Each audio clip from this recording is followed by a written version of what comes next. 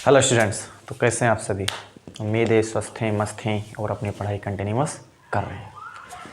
First of all सबसे पहले आप सभी को दीपावली की ढेरों ढेरों शुभकामनाएं। आज से ही आप लग जाइए इस पावन अवसर पर, क्योंकि फेस्टिवल आज है। आज के ही दिन से आप लग जाइए अपनी पढ़ाई में और इस कदर लगिए कि जब तक आप लक्ष्य को अचीव ना कर लो तब तक लगे रहिए। कई बार मैंने आपसे डिस्कशन में आपसे बोला हुआ है, इस समय यदि आप अपने आप को झकझोर देते हो, पूरी ताकत लगा करके मेहनत कर देते हो, तो आपका जो फ्यूचर है, जो आने वाली आपकी ज़िंदगी जो आप जियोगे, वो आप कंफर्टेबली आराम से आप जी सकते हो। और इस समय अगर आप हीला हवाली करके कहीं बैठ गए तो आने वाली ज़िंदगी जो आप जियोगे, कहीं ना कहीं कठिनाई से आप जीना पड़ेगा आपको। आने वाला समय बहुत कठोरतम होने वाला है। बेरोजगारी डे बाय डे बढ़ती जा रही है, महंगाई बढ़ती जा रही है। आपको उसके साथ चलना पड़ेगा। कहीं आप यदि रुक गए तो दिक्कत है ना। तो इतनी काबिल बनिए आप, ताकि आप साथ चल पाओ, समय के साथ चल पाओ। बेरोज़गारी, महंगाई, इनके साथ चल पाओ, है ना। बेरोज़गारी बढ़ रही है और आपकी इनकम नहीं बढ़ रही है। मान लें कि चीज़ें महंगी हो रही हैं, आपकी इनकम रुकी हुई है ना। तो कहीं ना कहीं आप पीछे रह जाओगे। आपको मेहनत करना पड़ेगा। मेहनत करिए और अपने टारगेट तक आप पहुंचिए, एट एनी रेट, किसी भी कीमत में, है ना। और ये भी बोला जाता है कि पढ़ने का उद्देश्य केवल यही नहीं है कि आप नौकरी प्राप्त करें, है ना। पढ़ने का उद्देश्य केवल यही नहीं कि आप नौकरी प्राप्त करें। एक अच्छा नागरिक बनने के लिए भी पढ़ना जरूरी है। क्या कहा मैंने? एक अच्छा नागरिक बनने के लिए आपको पढ़ना जरूरी है। जो पढ़ा लिखा नहीं है, आपने पढ़ते हुए बुक में, है ना, कि वो पशु के समान है ना। तो पढ़ना लिखना ज़रूरी है आपके लिए। मेहनत करिए। नहीं मिलती है, चलिए मान लेते कि आपके फ्यूचर में, आपके भाग्य में नहीं है नौकरी, है ना। आपने मेहनत तो करी, बहुत करी, फिर भी मान लें, है ना, कि आपको नहीं मिलती है, तो कोई दिक्कत नहीं, है ना। नहीं मिली तो नहीं था भाग्य में, नो प्रॉब्लम, है ना। लेकिन अगर आप पढ़ लोगे तब भी आप अपनी ज़िंदगी को आराम से गुजार पाओगे, है ना। अपनी ज़िंदगी को आप आराम से गुजार पाओगे अगर यदि आप शिक्षित हैं। आप देखोगे कई लोग थोड़ा कमाते हैं लेकिन खाते ज़बरदस्त हैं। थोड़ा कमाते हैं, किसके लिए कमाते हो आप? अपने घर के लिए, है ना। तो आपको मालूम है ना किसके लिए आप कमाओगे। कोई थोड़ा कमाता है फिर भी वो खुश है। आपने देखा होगा समाज में बहुत से ऐसे लोग हैं जो थोड़ा कमाते हैं लेकिन मौज से जी रहे हैं, मस्ती से जी रहे हैं। उद्देश्य क्या है? खुश रहना है। पर्पस क्या है? आप कमाओगे तो खुश रहोगे ना। कोई थोड़ा कमा रहा है वो भी खुश है, कोई ज़्यादा कमा रहा है वो भी खुश है। पर्पस है ओवरऑल खुश रहना, है ना। थोड़ा कमा रहे हो तब भी नो प्रॉब्लम, आप खुश हो, आपकी ज़िंदगी खुशहाल है, जी रहे हो आराम से। कोई ज़रूरी है ज़्यादा, तो कोई थोड़े में भी खुश रहा जा सकता है। ऐसा नहीं कि आप खुश नहीं रहोगे। बहुत से लोग आप देखोगे कि जो थोड़ा कमाते हैं लेकिन खाते ज़बरदस्त, जिनके पास बहुत ज़्यादा है वो जो है थोड़ा सा उनसे हट करके हूँ, है ना। तो चलिए हम सेशन को स्टार्ट करते हैं।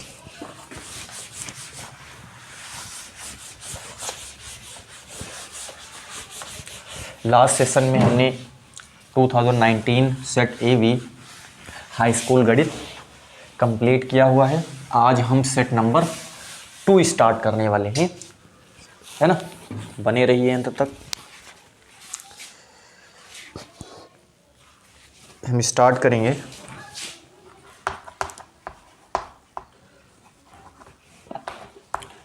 822 AW।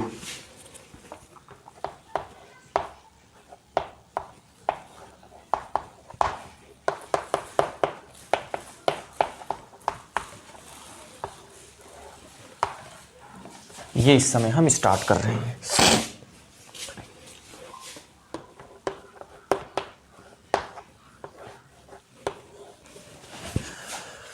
चलो पहला क्वेश्चन है इसमें, है ना। लास्ट सेशन में उसमें एक दो क्वेश्चन बचे हुए हैं। वो क्वेश्चन आपको ज्योमेट्री से दिया हुआ है ना। उसमें यहाँ पर चित्र बनाना तो संभव हो नहीं पाता इस पे दिखा करके, ठीक है, कि कैसे हम यहाँ पे चाप लगाएंगे कैसे ना, ये संभव हो नहीं पाता है। कभी समय मिलेगा तो उसको आपको भी बता दिया जाएगा, है ना। बोर्ड पे संभव नहीं हो पाता ना कि कैसे बनाएं इस पे, है ना। कंपास या फिर जो है स्केल, पटरी, ये सब इसमें नहीं हो पाता है ना, तो उसको भी आपको बता दिया जाएगा बहरहाल, ठीक है। समांतर श्रेणी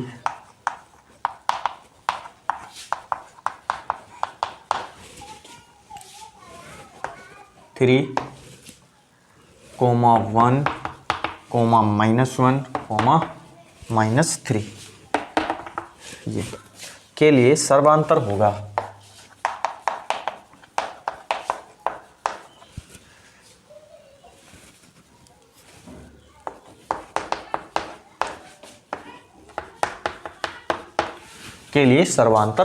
आपको सर्वांतर यहाँ पे क्या करना है, निकालना है।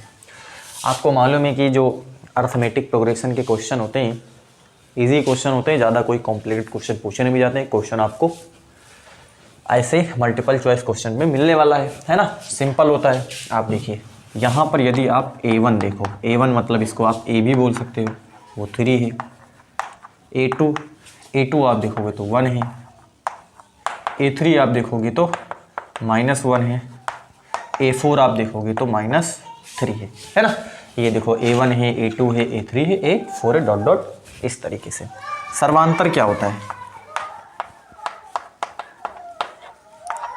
सर्वांतर होता है किन्हीं भी दो पद, है ना, में अगले पद से पिछले पद को घटाने से जो आपको प्राप्त होता है उसी को हम सर्वांतर बोलते हैं। एक बार फिर से, अगले पद में से पिछले कोई भी दो पद, अगले पद में से पिछले पद को आपको घटाना होता है, आपको सर्वांतर प्राप्त। अगर समांतर श्रेणी है तो जो सर्वांतर होगा वो समान होगा हर जगह। नाम है ना सर्वांतर, है ना, समान। अब हर जगह आपका अंतर जो होगा वो समान होगा यदि समांतर श्रेणी है, कंडीशन अप्लाइड, है ना। चलो बोला मैंने समांतर श्रेणी, आपको समांतर श्रेणी दी है ना, तो इसका मतलब हर जगह आपको दिखा भी देंगे हम, ठीक है। चलो कोई भी हम दो पद ले लेते हैं, जैसे हमने ले लिया A2 में से हम A1 को घटा दें। A2 में से किसको घटा लें? A1 को घटा लें। चलो देखो A2 कितना है, यहाँ से देखो A2 है 1, ठीक है। A1 कितना है? A1 है 3। चलो ठीक, A2 माइनस A1 बराबर कितना है? -2, ठीक। देखो -2 है, अब हर जगह -2 ही आएगा, ठीक है। सर्वांतर समांतर श्रेणी है। चलो मैं आपको दिखा भी देता हूँ। ऐसे हमने लिखा A3 माइनस A2, यानी कि अगले पद में से पिछले पद को आपको घटाना, ये भी ध्यान रखना है। मतलब आगे से ही नहीं घटा देना है ना, पहले पद से दूसरे पद को नहीं घटाना, दूसरे पद से पहले पद को, तीसरे पद से दूसरे पद को, चौथे पद से तीसरे पद को, ऐसे आपको घटाना, ना कि पहले पद से दूसरे पद को। गलती नहीं करना, है ना। चलो देखो A3 आपको दिया है यहाँ पे -1 है। A2 आपको दिया है, A2 देखिए कितना है, A2 है A2 है आपके पास 1 है ना। चलो देखो 1, A3 माइनस A2 बराबर -2। यहाँ पर देखो -2, हर जगह आपके पास सेम यार। एक और आपको दिखा देता हूँ, है ना, A4 माइनस A3, है ना। देखो अगले पद से, मतलब 4 में से 3, 3 में से 2, 5 में से 2, 5 में से 4, है ना। ऐसे आपको घटाना होगा, पिछले पद को आपको घटा देना होगा बस। देखो A4 कितना है, A4 यहाँ से देखते हैं हम -3, ठीक। A3 देखिए कितना है, A3 है आपके पास -1, ध्यान से देना, ये देखो -1 लिख दिया। A4 माइनस A3, देखो माइनस का 3, अब ये और ये प्लस का 2, 1 है, सॉरी 1 है ना, प्लस का 1। A4 माइनस A3 बराबर -3 + 1 मतलब -2। तो अब हर जगह देखो आपको -2 ही दिखने वाला है। इसका मतलब इसका जो ऑप्शन नंबर 3 है ना, -2, वो इसका बिल्कुल क्या है, सही है। तो ये था question number first, multiple choice question, है ना। हाई स्कूल घड़ी 2019 सेट 822 AW ये था। चलो अगले क्वेश्चन पे स्क्रीनशॉट लीजिए आप, है ना, हट जा रहा हूँ ताकि आप स्क्रीनशॉट आप ले लीजिए।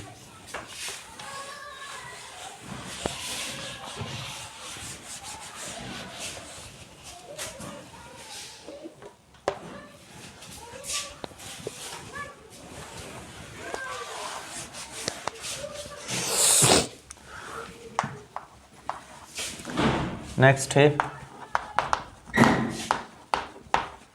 2 tan 30 degree 1 + tan square 30 degree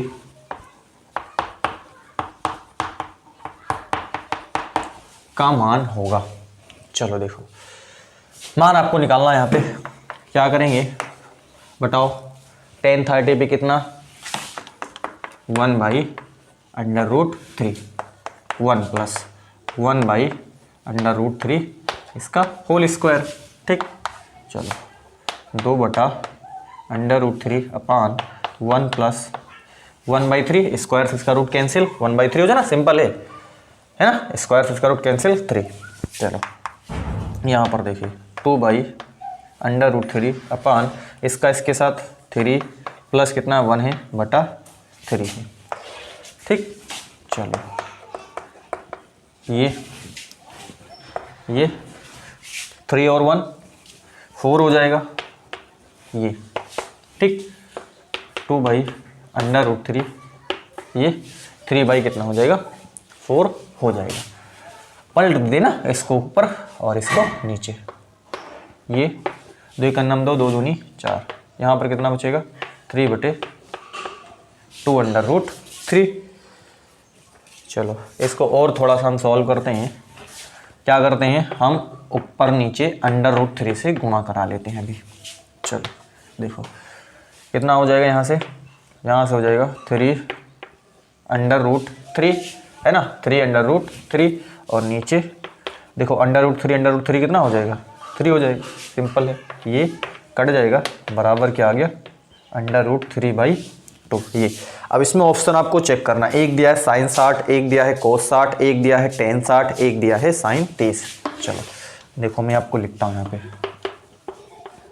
sin 60, कोई जल्दबाजी नहीं है, आराम से मैं आपको बिल्कुल हर एक चीज़ बताते चलूँगा। जो इसमें जो दिया हुआ है ऑप्शन जो आपको दिया उस ऑप्शन को भी मैं आपको बताते चलूँगा कि यहाँ पे क्या क्या होने वाला है ना, ताकि कोई डाउट ना रहे आपको। ये है ये और चलो देखो ये 4 ऑप्शन आपको दिए हुए हैं। sin 60 पे कितना होता है, sin 60 पे सभी को मालूम है √3/2 होता है। cos 60 पे क्या होता है, cos 60 पे 1/2 होता है। tan 60 पे कितना होता है √3 होता है। sin 30 पे कितना होता है, sin 30 पे 1/2 होता है। अब इसमें देखिए कौन सा ऑप्शन सही है। √3/2 कहाँ पे दिख रहा है, √3/2 हमको यहाँ पे दिख रहा है, इसका मतलब sin 60 इसका जो है वो बिल्कुल राइट ऑप्शन है ना। तो ये जो ऑप्शन है आपके पास यही इसका बिल्कुल सही है, sin 60 इसका ऑप्शन बिल्कुल राइट है ना। ये जो है वो sin 60 डिग्री की वैल्यू है। ठीक, तो इस तरीके से इस क्वेश्चन को हम बना सकते हैं। चलिए स्क्रीनशॉट लीजिए आप।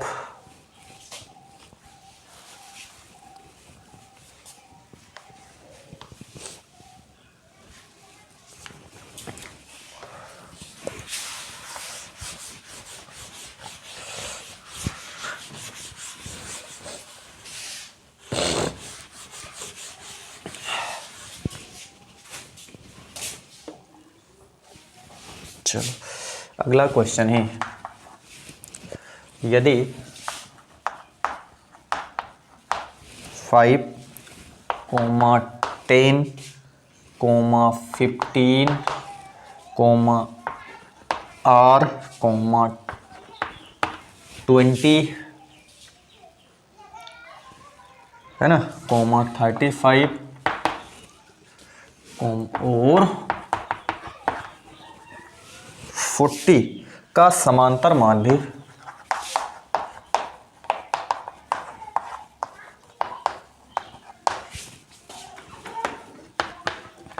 21 हो तो r का मान होगा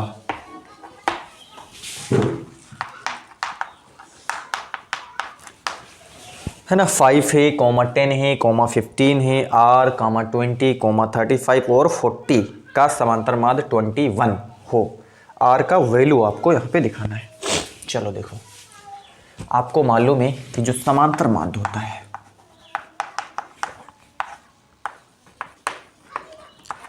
वो क्या होता है,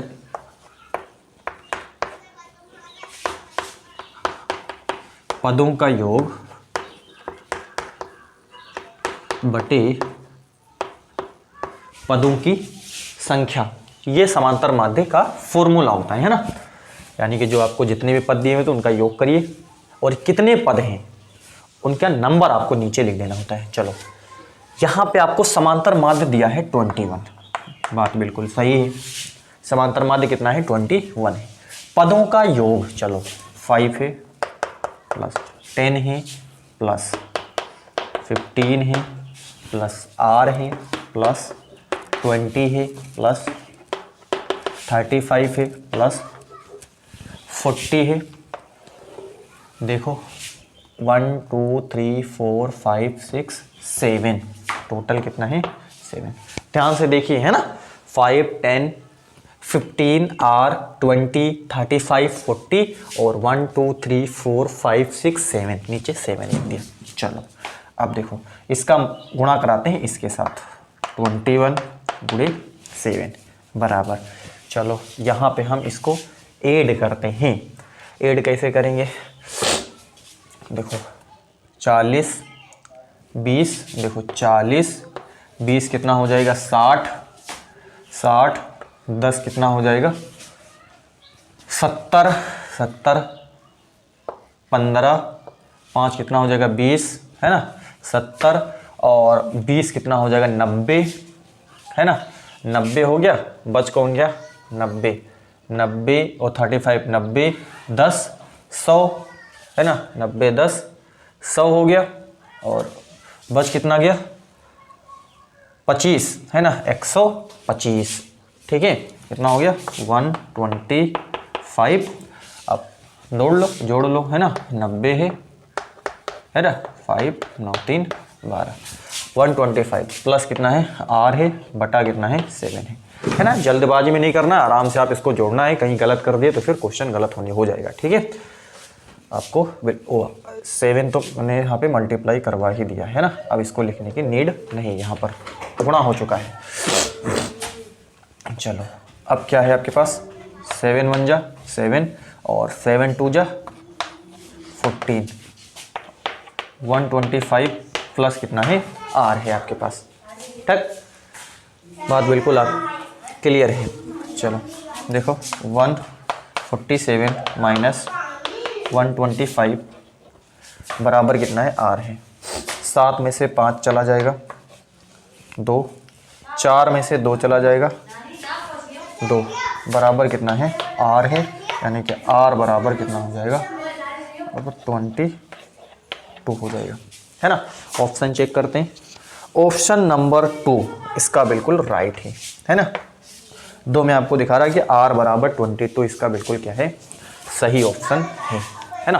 तो इस तरीके से इस क्वेश्चन को हम सॉल्व कर सकते हैं, मतलब जल्दबाजी में नहीं करना है, नहीं तो जोड़ने में अगर कहीं थोड़ी सी मिस्टेक हो गई है ना 1-2 नंबर का तो गलत ही जाना है ना, क्योंकि तो मालूम है जल्दबाजी में नहीं करना है चीज़ों को है ना। आराम से आप करते जाइए, सीखिए। ठीक है जब आप चीज़ों को सीखोगे तभी आपके पास लंबे समय तक चीज़ें रहेंगी, अदरवाइज़ आप भूल चीज़ें ना, जल्दबाजी में सीखने से कोई मतलब है नहीं ना, भूल जाओगे चीज़ें आप। ठीक है ना, तो ऐसा करिए कि आप आराम से चीज़ों को क्या करिए सीखिए है ना। चलो अगले क्वेश्चन पे मूव करते हैं। आप इसका जो है स्क्रीनशॉट लीजिए है ना।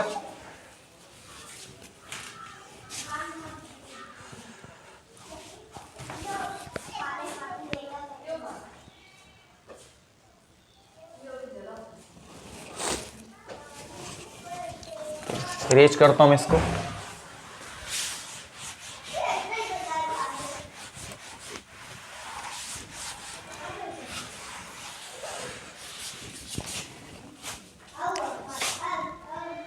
अगला क्वेश्चन है, इसमें कहा है शांत दशमलव संख्या में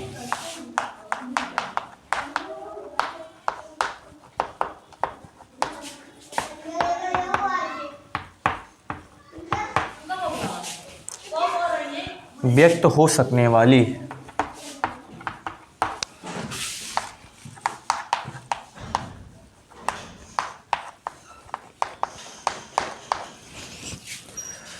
परिमेय संख्या होगी।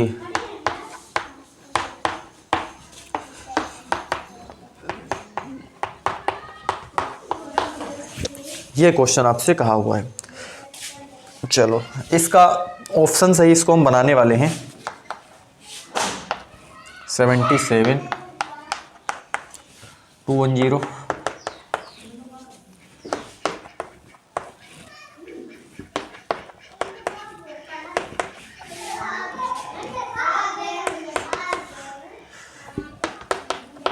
ये है।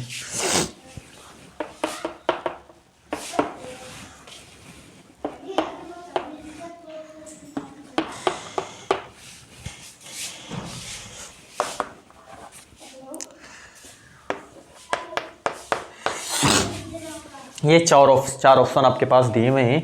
इन चार ऑप्शन से आपको ये दिखाना है कि इसमें कौन सी संख्या का दशमलव प्रसार जो है वो शांत है। शांत दशमलव संख्या में व्यक्त हो सकने वाली परिमेय संख्या क्या है, मतलब आपको इसमें देखना है कि किस परिमेय संख्या का दशमलव प्रसार शांत है। अब आपको मालूम है कि अगर किसी परिमेय संख्या का दशमलव प्रसार शांत होगा तो उसके लिए कंडीशन है ना। उसके लिए कंडीशन ये है कि जो हर है, डिनोमिनेटर जो है ना, यानी कि जो हर है उसमें या तो केवल 2 आए, या तो केवल क्या है 2 आए। अरे 2 का मतलब 2 की पावर में कुछ आए, 2 की पावर 2 है, 3 है, 4 को तो 2 ही रहेगा ना। यदि केवल 2 आए या केवल 5 आए, या केवल 5 आए, या फिर 2 और 5 दोनों आए, इसके अलावा कुछ नहीं आना चाहिए। फिर से रिपीट करता हूँ, हर में मतलब हर के आपको गुणनखंड करने पड़ेंगे इसको सॉल्व करने के लिए, और देखना होगा कि केवल 2 आ रहा है या 5 आ रहा है या 2 और 5 दोनों आ रहा है, इसके अलावा कुछ नहीं है ना। 2 केवल आए, इसके अलावा कुछ ना आए, 5 आए, इसके अलावा कुछ ना आए, या 2 और 5 दोनों आ जाए, है ना, इसके अलावा कुछ ना आए, तब उस परिमेय संख्या का दशमलव प्रसार शांत होगा। अदरवाइज परिमेय संख्या का दशमलव प्रसार शांत नहीं होगा। बस ये नियम आपको याद रखनी। चलो यहां पर आप देखो, हर देखिए 210 है। चलो गुणनखंड कर लेते हैं हम, है ना। 2 एकन्नम 2, 2 पंचे कितना हो जाएगा, 10 हो जाएगा ना। 2 एकन्नम 2 हो जाएगा, और यहाँ पर 2 पंचे 10 हो जाएगा। फिर देखिए 3 है ना, 3 तियाँ 9, 3 तियाँ 9, 1 3 पचे है ना, 3 पचे 15, 3 9 10। फिर ये 5 सते कितना 35 है ना। चलो यहाँ पर देखो 2 के अलावा 3 आ रहा है और 7 भी आ रहा है, इसका मतलब कट गया, ये नहीं है। बस आपको चेक करना गुणनखंड करके, फट से आपको चेक कर लेना है। ये तो नहीं होगा कल, ये तो वैसे भी गलत हो गया, इसको तो आप काट दीजिए, क्योंकि 17 है। 17 तो 2 और 5 के अलावा एक नंबर और 17 हो गया, ठीक है ना। तो ये तो भाई वैसे भी गलत हो गया, ठीक है ना। 17 है तो ये तो होगा ही नहीं, 2 ऑप्शन पहले कट गए। अब देखिए इसमें देखो 7 आ रहा है। देखो इसमें इतना करने की नीड नहीं होती है आपको, देखो यहाँ पर इतना करने की नीड नहीं, बस आपको रूल मालूम है, तो इसका ऑप्शन इस समय लगाने का सकता नहीं, नीड ही नहीं है। आप जो समय बचेगा उस समय को आप कोई लेंदी क्वेश्चन में उसमें आप लगा दीजिए समय को, इसमें समय की जरूरत नहीं है। इसमें क्या है, आप देखो 17 आ रहा है ना, मतलब 17 नियम में है ही नहीं है। 17 आएगा तो इसका मतलब है ही नहीं, इसका दशमलव प्रसार, इस परिमेय संख्या का दशमलव प्रसार शांत होगा ही नहीं, तो इसको तो आपको हटा दीजिए। इसके गुणनखंड कर लिए, इसमें देखो 3 भी आ रहा है, 3 आ रहा है तो ये 1 आ रहा है, तब 1 भी अलग आ रहा है, तब भी ये गलत हो गया, ठीक है ना। ये भी नहीं होगा, इसका ये भी नहीं होगा, ये भी नहीं होगा, इसका मतलब ये बच गया, यही बिल्कुल इसका राइट है। मतलब आप टिक कर दो, इसमें आप कुछ करो या ना करो, बस एक ऑप्शन है यही तो सही होगा ना, बाकी 3 तो निकल ही गए। अब मैं आपको दिखा दूं क्यों सही है, चलो, है ना, ताकि आपको भी तसल्ली हो जाए, ठीक है ना, क्यों ऐसा कहा। चलो 5 2 7 7 1 8, 5 2 7 7 1 8 3। चलो ये 5 से हम इसको काटते हैं। 5 छंग कितना हो जाएगा 30, 1 आ गया है ना, 5 छंग 30, 1 आ गया, यहाँ पर 12 है ना, 5 दूनी 10, 5 पचे 25। ठीक, देखो 5 पचे 25, 5 दूनी 10, 2 12, 5 छंग 30, 1 31। चलिए ठीक है, अब फिर हम इसको 5 से काट देते हैं ना। 5 एकन्नम 5 हो जाएगा, 5 एकन्नम 5, 1 आ गया यहाँ पर 12, 5 दूनी 10, 5 पचे 25, फिर हम काट दे है ना, 5 दूनी 10, 5 पचे 25, 5 पचे 25, 5 के नंबर। इसमें देखो 5 के अलावा कुछ और नहीं आ रहा है ना, यानी कि 5 की पावर आप क्या लिख सकते हो, 1 2 3 4 5, 5 की पावर 5, 5 के अलावा और कोई दूसरा नंबर नहीं आ रहा है ना, 5 ही आ रहा है। इसका मतलब नियम बिल्कुल सही, या तो केवल 5 आए, या तो केवल 2 आए, या फिर 2 और 5 दोनों आ जाए, इसके अलावा कुछ नहीं आए। तो इसका मतलब ये हमारा ऑप्शन ये हो। पहले भी हमने बता दिया कि वही सही है, 3 तो निकल गए यहाँ पे, ठीक है। तो इस तरीके से हम इसको दिखा सकते हैं कि ये हमारा बिल्कुल सही है, ठीक है। चलो अगले क्वेश्चन पे हम मूव करते हैं। आप इसका स्क्रीनशॉट लीजिए।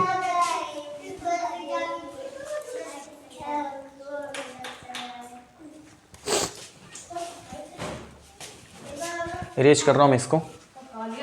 उम्मीद है कि आपको बातें बिल्कुल पता चल रही होंगी, बिल्कुल आराम से चल रहे हैं ना, जल्दबाजी में आपको करना नहीं है, नहीं तो कहीं ना कहीं गलती कर जाओगे, और गलती करगे तो पछताने से कुछ नहीं होगा। पेपर आपको एक ही बार देना है ना, बार बार तो गलती ना, सर मेरे को गलती हो गई, मेरे को फिर से आज जो पेपर देना, ऐसा तो संभव है नहीं, पॉसिबल है नहीं। तो पेपर तो एक ही बार देना है, तो तसल्ली से करिए, आराम से करिए। जो आपको ऐसे क्वेश्चन है आराम से इसको देखिए और टिक करिए और आगे बढ़ जाइए, ठीक है ना। बस आपको ध्यान देना है कि यहाँ पर नियम तहत अगर आप काम करते हो तो चीज़ें आपकी गलत नहीं होंगी, है ना। नियम के अगर अगेंस्ट आप गए तो आपको मालूम है इसका परिणाम क्या होगा, है ना, परिणाम दोषी होगा। चलो अगला क्वेश्चन है 21 सेंटीमीटर त्रिज्या वाले वृत्त के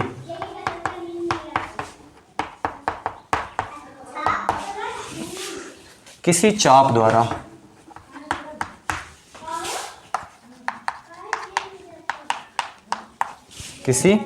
द्वारा केंद्र पर बना कोण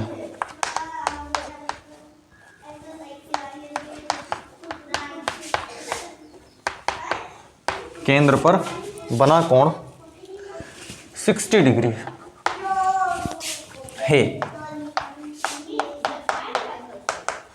तो चाप की लंबाई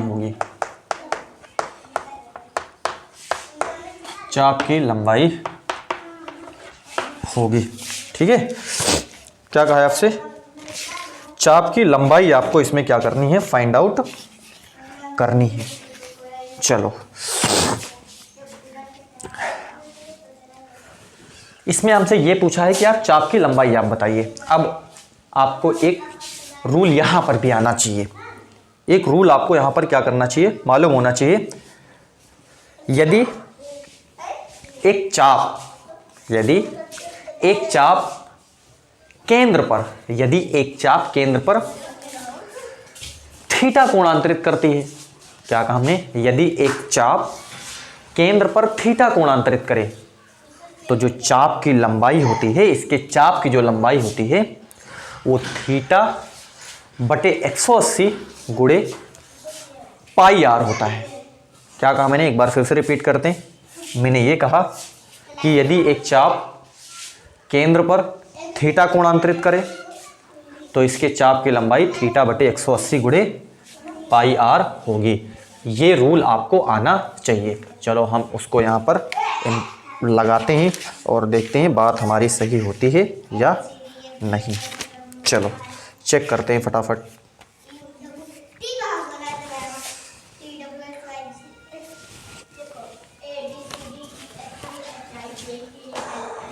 चाप की लंबाई आपसे पूछा है,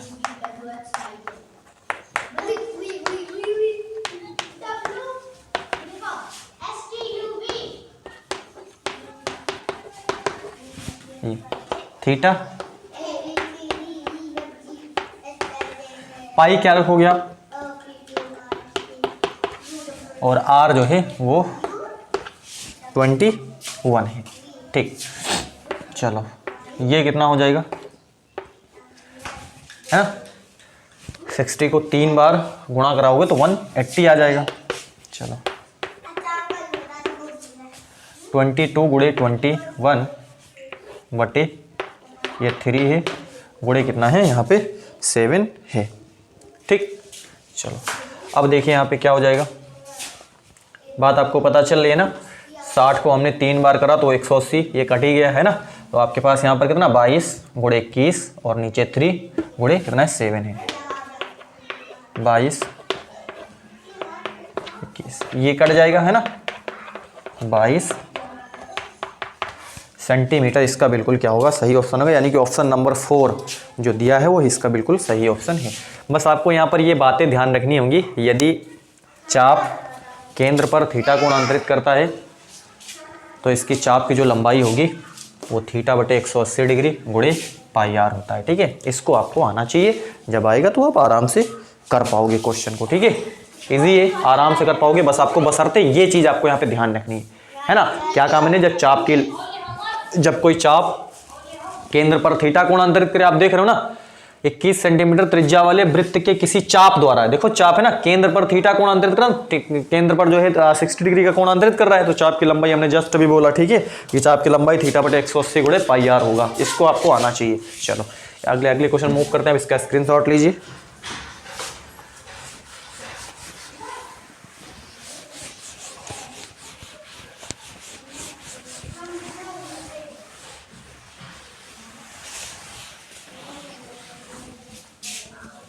चलो अगला क्वेश्चन है, किसी प्रयोग की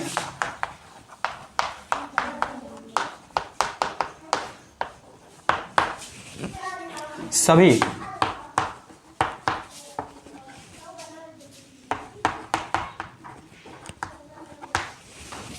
प्रारंभिक घटनाओं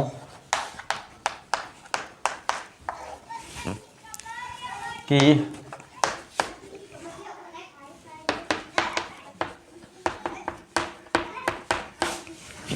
प्रायिकताओं का योग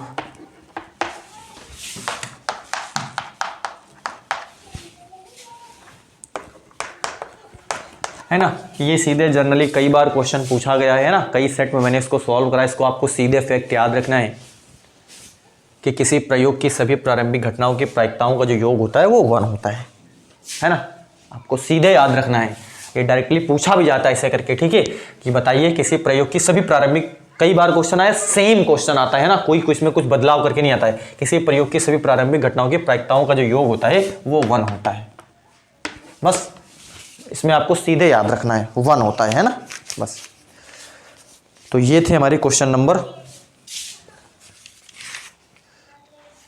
लास्ट मल्टीपल चॉइस क्वेश्चन का, लास्ट क्वेश्चन था। अब हम चलते हैं क्वेश्चन नंबर 2 की तरफ। उम्मीद है कि आपको मल्टीपल चॉइस क्वेश्चन सब समझ में आए होंगे, आपको उसमें कोई डाउट नहीं होगा। चलो अगले क्वेश्चन पे हम 2 नंबर क्वेश्चन में मूव करते हैं। आप इसका स्क्रीनशॉट लीजिए, है ना, बने रहिए आप, है ना, देखते रहिए, आराम से आप नोट्स बनाते रहिए ना, वो आपके लिए बहुत बेनिफिशियल। क्यों कहते हैं नोट्स बनाने के लिए? नोट्स बनाने के लिए इसलिए बोला जाता है कि वो आपके रिवीजन टाइम, जब आपका पेपर का समय होता है, जब रिवीजन करने का समय आता है, तो उसको आप देख करके जल्दी से आप उसको फटाफट देख करके नोट्स पे, है ना, जब लिखे रहते हो तो आप उसको जल्दी से देख करके चीज़ें आप रिवाइज कर लेते हो आराम से। ठीक है, तो ये आप काफ़ी उसका लाभ होने वाला, रिवाइज करने में बहुत आपको मदद मिलने वाली। उससे आराम से आप देखो, फटाफट देखते चले जाओ आराम से, वो आपका बहुत हेल्पफुल होता है। नोट्स इसलिए बनवाए जाते हैं। चलो अगला क्वेश्चन,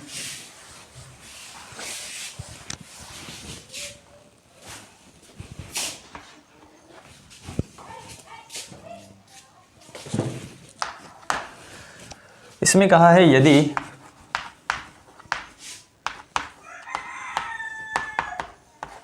द्विघात समीकरण x² + 2x - p, x² + 2x - p बराबर 0 का एक मोल -2 हो तो p का मान याद कीजिए।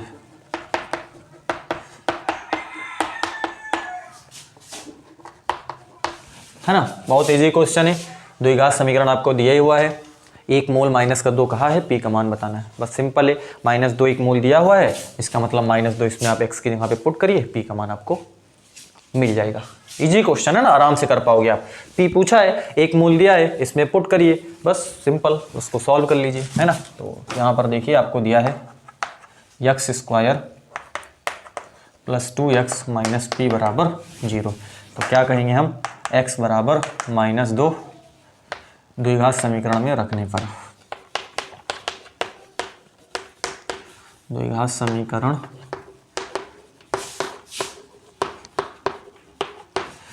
रख देते हैं हम, ठीक है। चलो -2 का स्क्वायर हो जाएगा, ठीक। चलो +2 इंटू -2 है, -p बराबर कितना है 0 है, ये 4 हो जाएगा, है ना, स्क्वायर है ना, माइनस है तो प्लस हो जाएगा 4, और ये -4 हो जाएगा, -p बराबर 0। 4 -4 p को उधर लेकर के चले जाते हैं, है ना, प्लस हो जाएगा, ये कट जाएगा, तो p बराबर कितना आ जाएगा 0। तो बस p हमसे पूछा था, तो p जो है वो कितना है 0 है। 1 नंबर आपको यहाँ से मिल जाएगा आराम से, ठीक है। बस आराम से क्वेश्चन आप कर पाओगे। चलो अगला क्वेश्चन पे स्क्रीनशॉट लीजिए आप, है ना। क्वेश्चन नॉर्मल हो चाहे वो हाई लेवल क्वेश्चन हो, हर एक क्वेश्चन को आराम से आप बड़ी जल्दबाजी में आराम से उसको आप सॉल्व करिए, है ना। 3 घंटे का पेपर में आपको समय रहता है, 3.25, है ना, 3:15 का, है ना। तो उसमें आप जो आराम से क्वेश्चन, जो छोटे मोटे क्वेश्चन उनको आप सॉल्व कर दो, है ना, ज़्यादा उसमें आप, लेकिन ध्यान ये रहे कि गलती ना होने पाए, ठीक है ना, क्योंकि इसमें गलती हो गई तो फिर भुगतना तो आपको ही पड़ेगा, है ना। चलो देखते हैं अगले क्वेश्चन पे। देखो मैं हट जाता हूँ, है ना, ताकि आप स्क्रीनशॉट ले पाओ। फट से स्क्रीनशॉट पोज करके तुरंत रोक दो वहीं पे, ठीक है, और उसका आप स्क्रीनशॉट ले लो। अगला है पासे को एक बार उछालने पर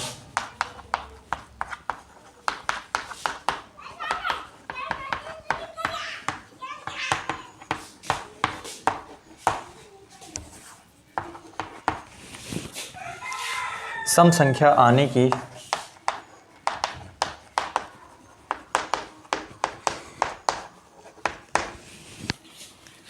प्रायिकता ज्ञात कीजिए।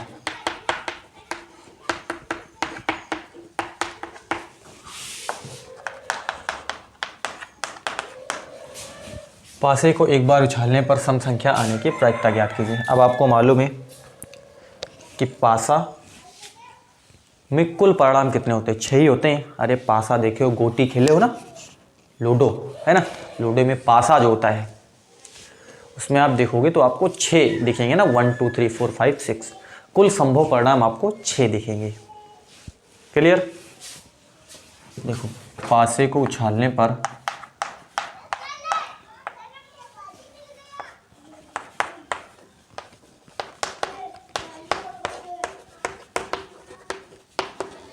कुल संभव परिणाम की संख्या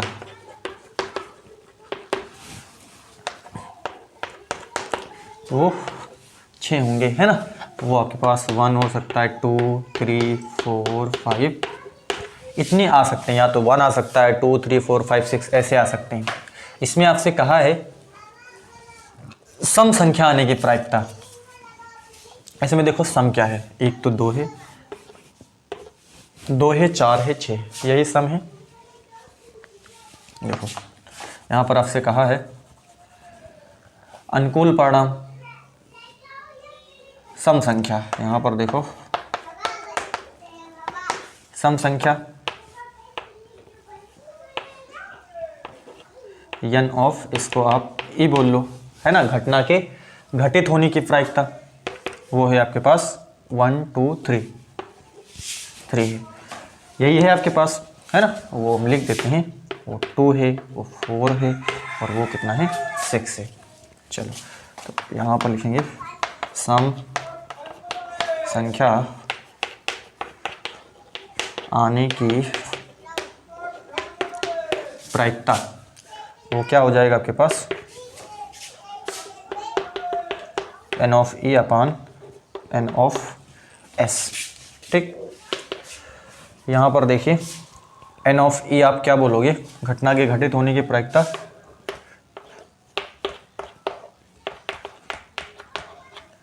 यही इसका क्या है आंसर है 1/2, बिल्कुल इसका क्या है राइट ऑप्शन है। तो इस प्रकार हम इस क्वेश्चन को भी सॉल्व कर सकते हैं, है ना। स्क्रीनशॉट लीजिए आप।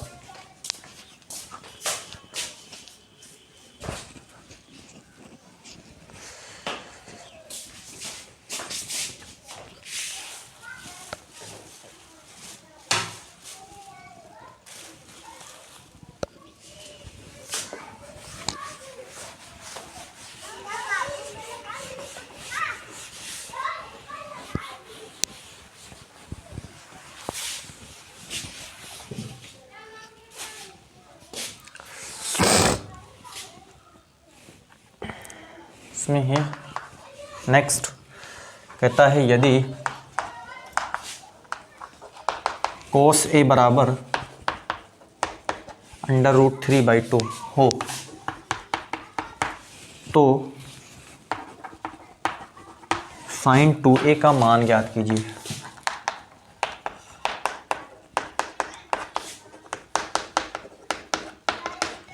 sin 2A का मान आपको इसमें क्या करना है, ज्ञात करना है। चलो क्या करेंगे हम इसमें, sin A बराबर cos A बराबर आपको √3/2 दिया है। देखो cos A बराबर आपको √3/2 दिया है। चलो देखो cos √3/2, अगर आप टेबल देखो, टेबल में कोस वाले में आप देखो √3/2 कहाँ पे दिखता है, कौन से कोण पे आपको दिखता है ना, तो आपको दिखेगा cos, ये आपको दिखेगा cos जो है 30 पे, कितने पे दिखेगा, cos 30 पे आपको दिखने वाला है। टेबल आप देखोगे, ठीक है, टेबल आप देखोगे cos 30 पे आपको √3/2 दिखेगा, cos 60 पे आपको 1/2 दिखेगा, sin 30 पे आपको 1/2 दिखेगा, sin 60 पे आपको √3/2 दिखेगा। नहीं बात पता चली है, फिर से सुनो, नहीं पता चले तो फिर से सुनिए। cos 30 पे आप देखोगे तो √3/2 दिखेगा, cos 60 पे आप देखोगे तो आपको 1/2 दिखेगा, sin 30 पे आप देखोगे तो 1/2 दिखेगा, sin 60 पे आप देखोगे तो √3/2 दिखेगा। अब तो ध्यान से सुन लिया होगा आपने। चलो A बराबर 30 डिग्री कट गया ना, A बराबर 30 डिग्री। चलो देखो sin 2A है ना, तो sin 2 × 30, देखो sin 60 मतलब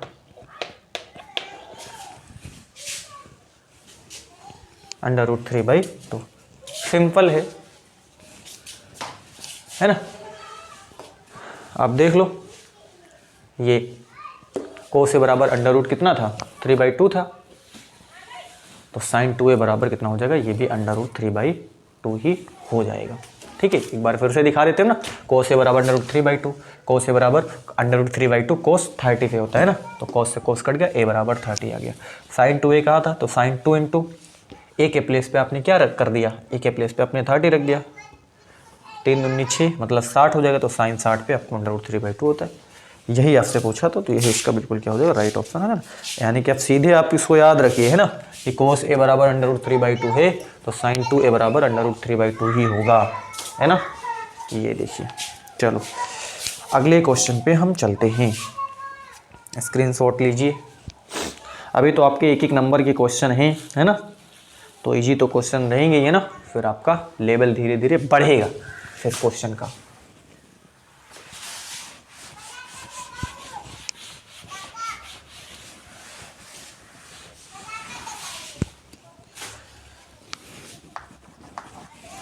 नेक्स्ट क्वेश्चन है, कहता है 10 व्यक्तियों के भार का समांतर माध्य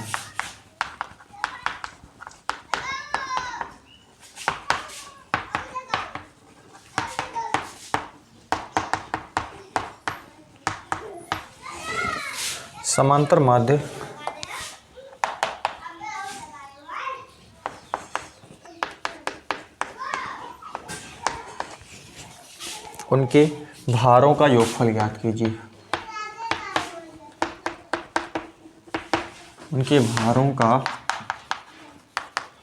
योगफल,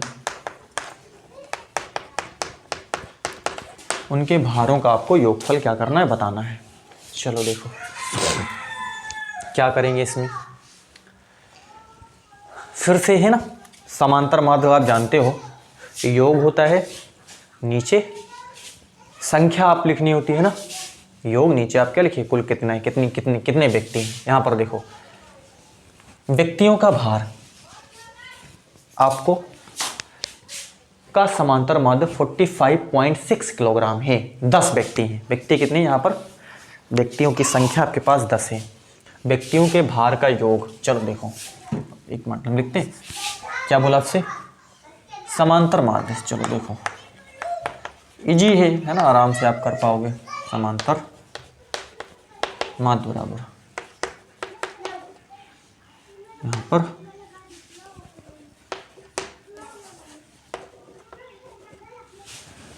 व्यक्तियों है ना,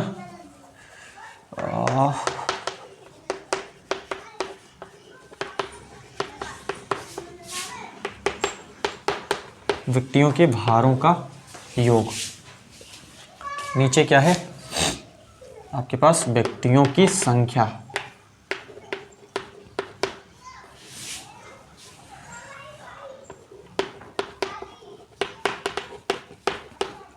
ये चलो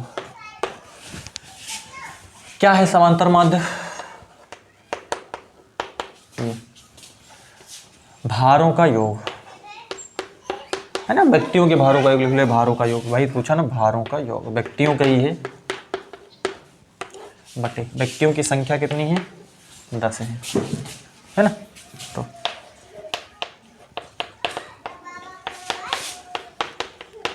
इसका इसके साथ मल्टीप्लाई करा दो,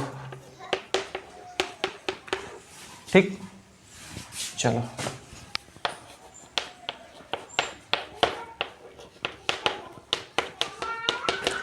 कितना हो जाएगा 45.6, 10 से गुणा कराओगे दशमलव और उधर चला जाएगा, 456.0 मतलब इतना 456 किलोग्राम हो जाएगा 10 व्यक्तियों का, है ना। 10 व्यक्तियों का कितना हो जाएगा 456 किलोग्राम हो जाएगा योग, है ना।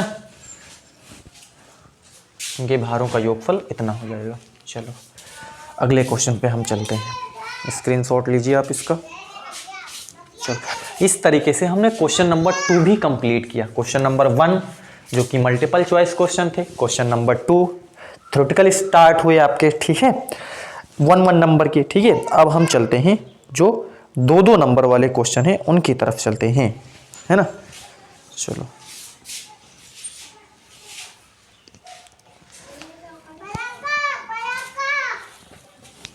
इरेज करता हूं मैं इसको।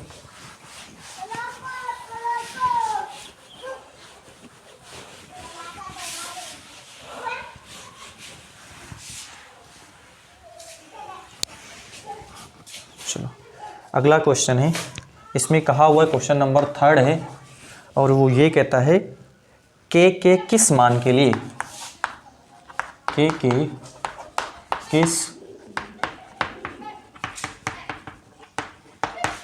किस मान के लिए k+9,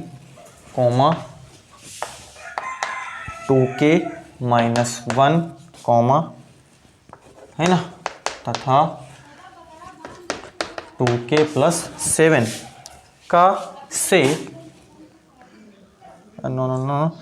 7 समांतर श्रेणी के सतत पद होंगे। समांतर श्रेणी के सतत पद होंगे, है ना।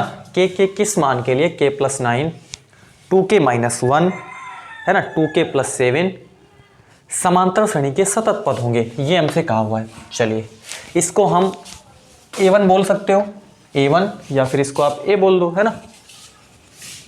इसको आप a2 बोल सकते हो, इसको आप a3 बोल सकते हो। चलो आपको k दिखाना है, आपको मालूम है समांतर श्रेणी के सतत पद होंगे। समांतर श्रेणी के मतलब k के किस मान के लिए, समांतर श्रेणी मतलब सर्वांतर समान होगा। सर्वांतर क्या होगा, समान होगा k के किस मान के लिए। तो हम यहाँ पर चेक करते हैं सर्वांतर दोनों का। तो यहाँ पर हम क्या लिखेंगे, अगर हम a2 - a1 बराबर कर दें a3 - a2, बात बराबर है बिल्कुल ना, दोनों बात बराबर सेम है ना, सर्वांतर समान ही रहेगा। चलो a2 यहाँ से देखो, a2 कितना है, ध्यान से आप देखिए, a2 है 2k-1, सही बात है। a1 देखिए, a1 है k+9, ब्रैकेट में आपको लिखना पड़ेगा, ध्यान से आपको करना है ना, 2k-1, और जो है a1 है वो k+9 है बराबर। a3 आप देखो, a3 है आपके पास 2k+7 माइनस a2 आप देखोगे तो a2 यहाँ से है आपके पास 2k माइनस 1, ठीक, 2k माइनस 1, आराम से आप देखते चलिए। चलो तो देखो 2k माइनस 1 माइनस का k माइनस का 9 बराबर 2k प्लस का 7 माइनस 2k प्लस का 1। बात है आपको पता चल रही होगी सारी चीज़ें, ठीक है ना। ये माइनस और ये वाला प्लस, ये कट जाएगा। चलो देखो 2k में से k चला गया, k बचा, बिल्कुल है ना। 9 और 1 कितना हो गया, 10 हो गया है ना। माइनस का 9 माइनस का 1 मतलब माइनस का 10 बराबर 7 और 1 आपके पास 8, ठीक। k बराबर 8 प्लस 10, इसको इधर भेजा प्लस में कर दिया, पक्षांतर है ना, ये आपके पास। तो k के किस मान के लिए समांतर श्रेणी के सतत पथ होंगे, तो k के 18, मतलब k बराबर आप 18 रखिए, समांतर श्रेणी के सतत पथ होंगे लगातार। चलो दिखाता हूं मैं आपको, 18 रखो यहाँ पर, 18 प्लस 9, 9 8 17 27, सही बात है ना। देखो 18 रख दिया, के बराबर 18 रखा ना, तो 9 8 17 27, यहाँ पर आप रखिए, तो 18 रखिए प्लस वो फिर क्या है माइनस 1 है तो ना, तो के। चलो देखो 36 माइनस 1 बराबर कितना हो जाएगा 37, सही बात है। मैं आपको चेक करके दिखा रहा हूँ ना, 18 दूना 36, सॉरी 1 आपको यहाँ पे घटा, 18 दूना 36, 1 घटाइए तो कितना बचेगा 35, है ना। 1 घटाना, जोड़ना मैंने ऐड कर दिया। चलो 18 दूनी 36, 1 घटा दिया तो कितना बचा 35। अब अगला देखिए, अगला है 2 इंटू ये कितना है 18 और प्लस का कितना है 7 है, बराबर आपके पास 18 दूना 36 प्लस कितना हो जाएगा, प्लस यहाँ पे 7 है, प्लस कितना है यहाँ पे 7 है, तो 7 6 13 कितना हो जाएगा 43 हो जाएगा। चलो देखो यहाँ पर 35 माइनस 27, 15 में से 7 चला जाएगा, 8 7 15 हो जाएगा। चलो सही है। यहाँ पर देखिए कि आपके पास कितना है 43 माइनस 35 है ना, 43 माइनस 35 है ना। यहाँ पर देखो 13 में से 5 चला जाएगा, 8 5 13, देखो 8 8 बच रहा है। कहीं पर भी देखो ना, 43 में से आप 35 घटाओ, 43 में से 35 घटाओगे तो कितना बचेगा 5 5 3 8, 8 यहाँ पर है। 35 में से 27 घटाओ, 5 3 8, यहाँ पर भी 8 होगा। तो देखो समांतर श्रेणी ना, तो आपके पास सतत पथ होंगे। देखो सतत पथ है 35, फिर आएगा 27, फिर 35, फिर आपके पास 43, फिर 8 और जोड़िए, फिर 8 जोड़िए, यही तो कह रहा ना समांतर श्रेणी के सतत पथ होंगे। के किस मान के लिए 18 के लिए, ठीक है। अब ऐसे आप पता कर लोगे आराम से, यही तो कहा था ना। तो बात हमारी बिल्कुल क्या है, सही है, यही मैंने आपको बताना चाहता था मैं, ठीक है। आप इसका स्क्रीनशॉट लीजिए। अगले क्वेश्चन पे हम चलते हैं। उम्मीद है कि आपको हर बात बिल्कुल पता चल रही होगी, समझ में आ रहा होगा, कोई डाउट नहीं होगा। मैं हर एक चीज़ क्लियर भी कर देता हूँ। देखो इतना मैंने कर दिया, कोई आपको नहीं बताएगा इतना डेप्थ में, कोई इतना समय किसके पास है, ठीक है। हर एक चीज़ आपको बिल्कुल बताई जाएगी। चलो अगले क्वेश्चन पे चलते हैं।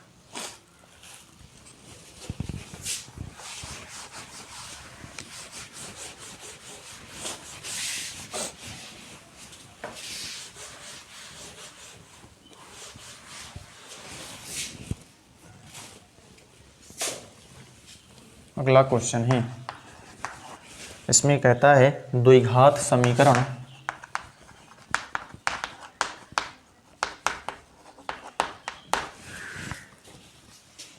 समीकरण 4x² plus 4bx minus a² minus b² है ना, बराबर कितना है 0 है। से x का मान ज्ञात कीजिए। से आपको क्या बताना है,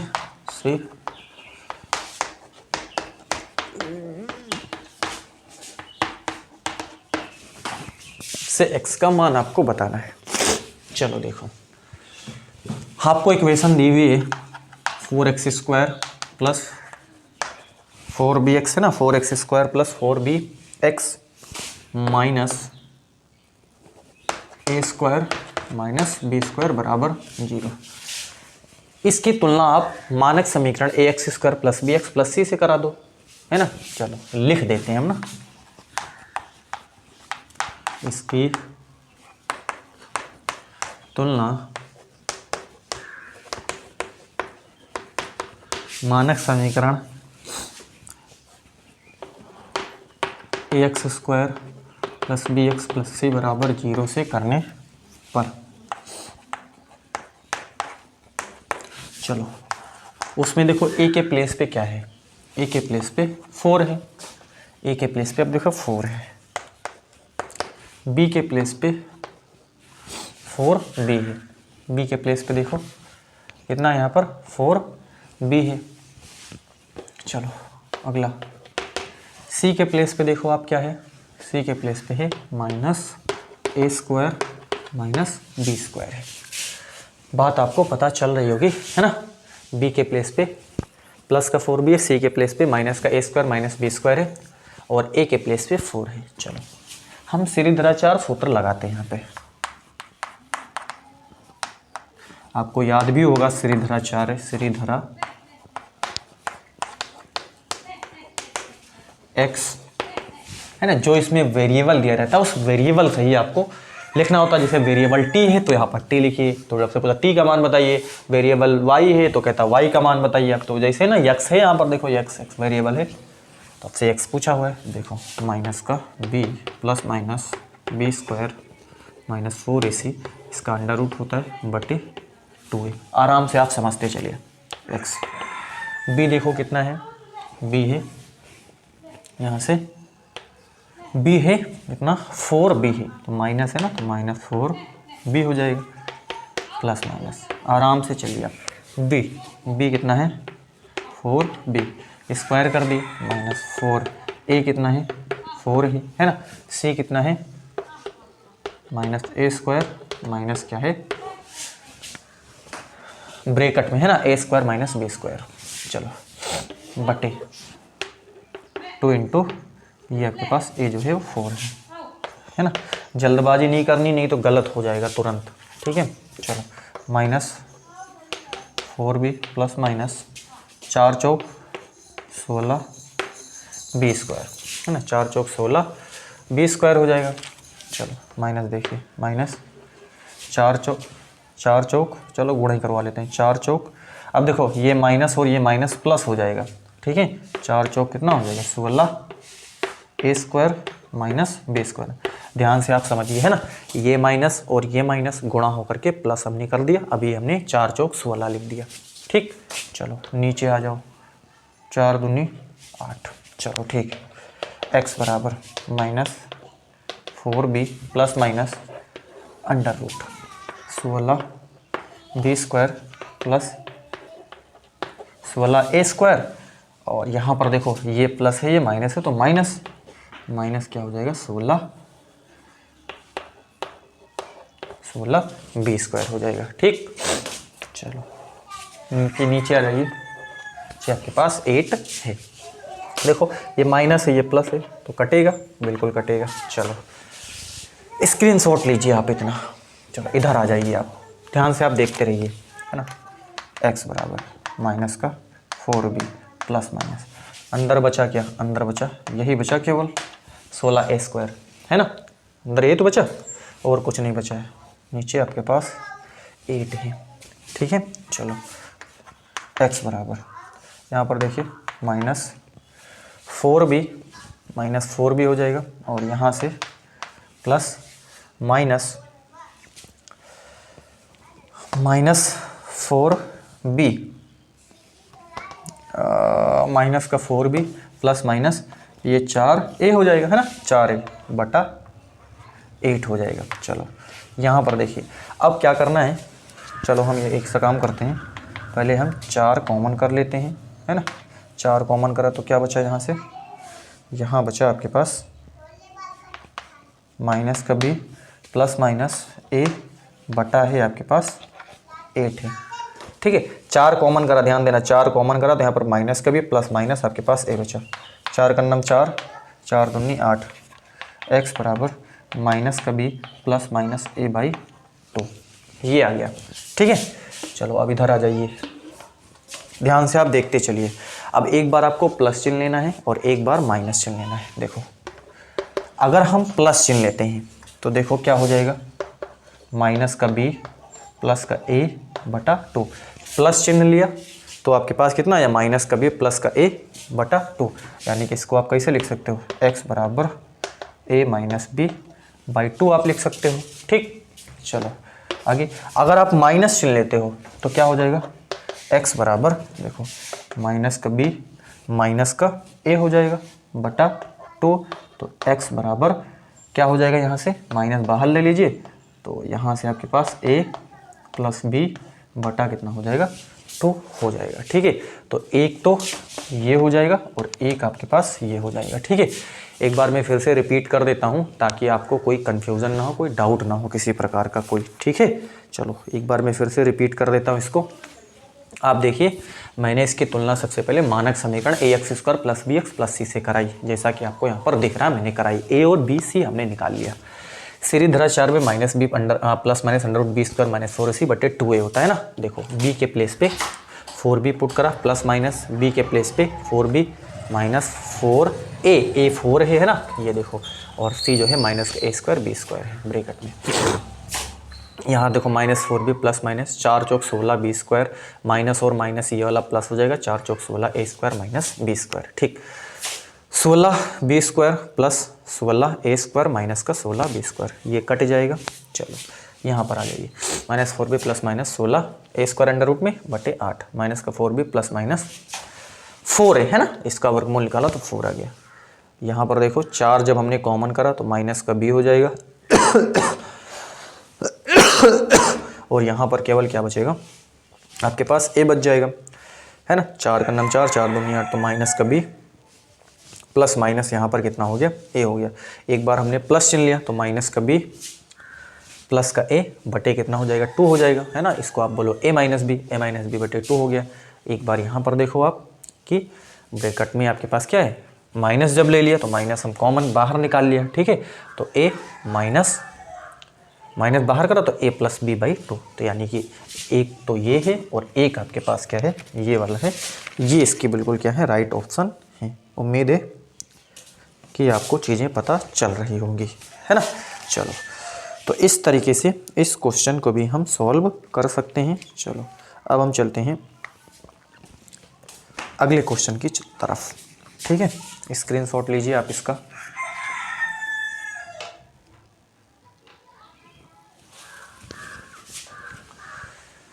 देखो क्वेश्चन कोई कॉम्प्लिकेटेड नहीं होते हैं। अब आप हो सकता है कि बोल रहा हूँ कि मैं कॉम्प्लिकेटेड नहीं होते हैं ना, लेकिन ऐसा भी नहीं है कि नहीं होते हैं। अब जो बच्चे स्टडी लगातार कर रहे होते हैं तो चीज़ें उनके पास रहती हैं, है ना, वो चीज़ों को जाना करते हैं कि कैसे हमारा स्टेप। देखो गणित में क्या है, गणित में यही है कि आपको फंडामेंटल आने चाहिए, है ना। जोड़ घटाव गुणा भाग, जो बेसिक संक्रियाएं हैं, है ना, जोड़ घटाव गुणा भाग कैसे करते हैं, स्टेप कैसे चलते हैं इसमें, कैसे गुणा का भाग कैसे क्या हो जाता है ना, ये स्टेप आपको नॉर्मल चीज़ें ही आनी चाहिए, तभी आप थोड़ा सा कमांड इस पर आप कर पाओगे, है ना। अब जब यही नॉर्मल चीज़ें नहीं आती हैं, अब कई बार मेरे से भी हो जाता है, कहीं पर भूल चूक में मैं भी लिख देता हूँ इधर, है ना, तो पता नहीं कैसे ध्यान में उतर जाता है ना, तो उसको तो आपको इग्नोर करना है। कई बार हो जाता है ना, मिस्टेक लिखने में, आप सभी के साथ हो जाता है ऐसा। ठीक है, तो उसको आपको इग्नोर करना है और अपनी पढ़ाई आप करते रहना है। चलो अगले क्वेश्चन पे हम चलते हैं।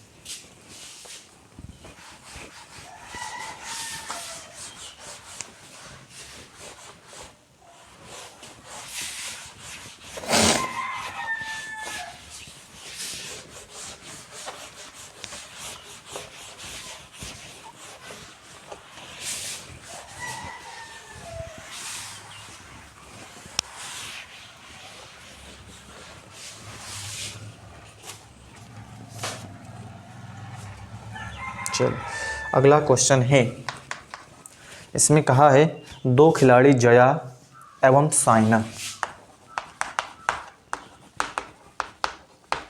2 खिलाड़ी जया एवं साइना बैडमिंटन का एक मैच खेलती हैं। बैडमिंटन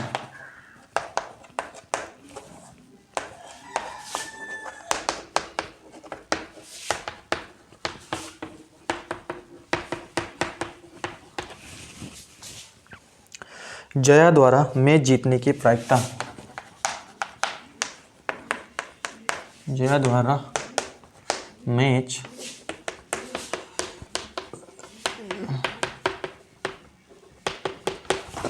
जीतने की प्रायिकता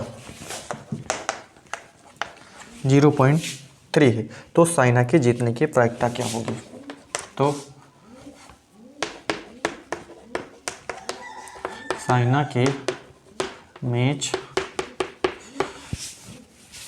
जीतने की प्रायिकता क्या होगी?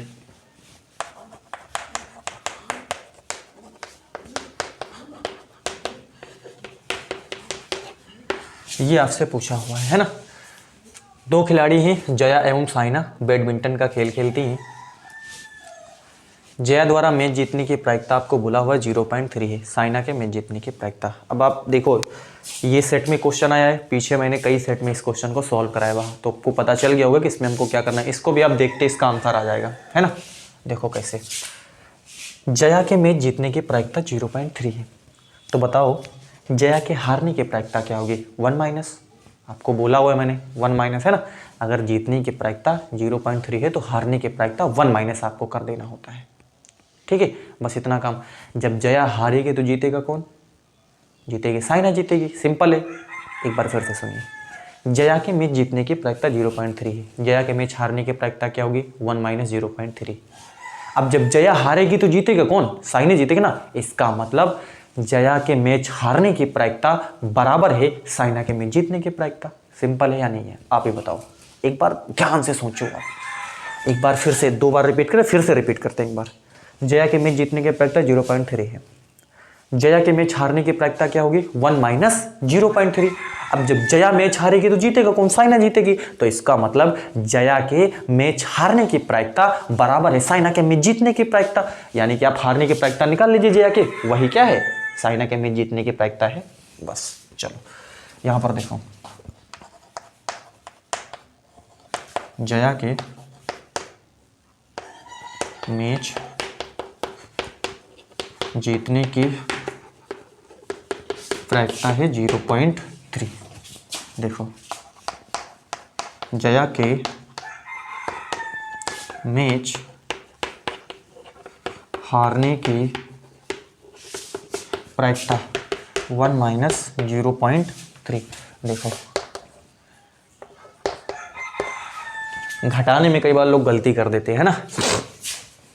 1- 0.3 आपको 1- 0 मतलब 1 में से आपको 0.3 घटाना है। ये कितना बचा आपके पास, है ना? 0.7। तो यहाँ पर कितना हो जाएगा, ये आप लिख लो, इसको बराबर है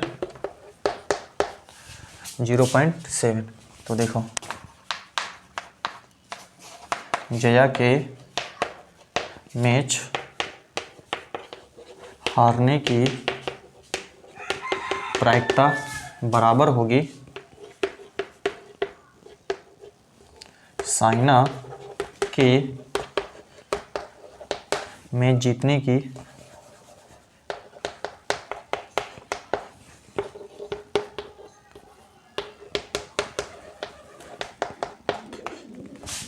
की प्रायिकता के, है ना।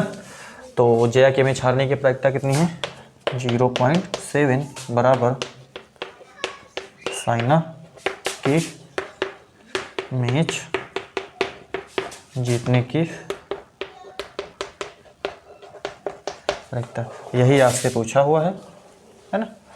यही इसका क्या हो जाएगा, आंसर हो जाएगा 0.7। ठीक है, उम्मीद है कि आपको बात बिल्कुल पता चल गई होगी, इसमें आपको कोई डाउट नहीं होगा। ठीक है, चलो तो आज के सेशन को हम यहीं पे एंड करते हैं, मिलते हैं हम फिर जल्द ही। ठीक है, आप बताए गए इन क्वेश्चनों की प्रैक्टिस करिए। Thank you.